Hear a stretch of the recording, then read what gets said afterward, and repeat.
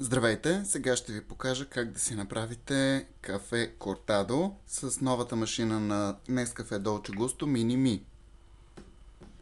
Първо трябва да пуснем машината от това копче, което при пускане свети първоначално в червено, а само след секунди става зелено.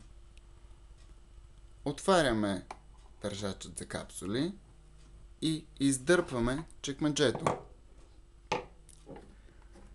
Поставяме капсулата в чекмеджето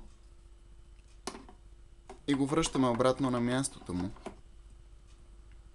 С помощта на ръчката връщаме в изходна позиция, като по този начин капсулата се пробива.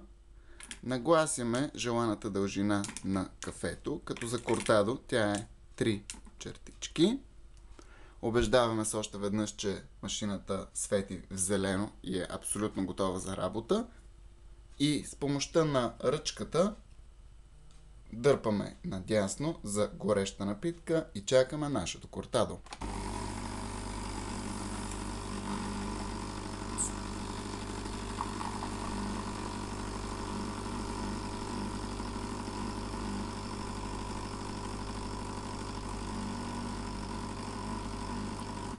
Кафето вече е готово, а машината се изключва сама и само след няколко секунди тя ще бъде готова да направи следващата ароматна напитка.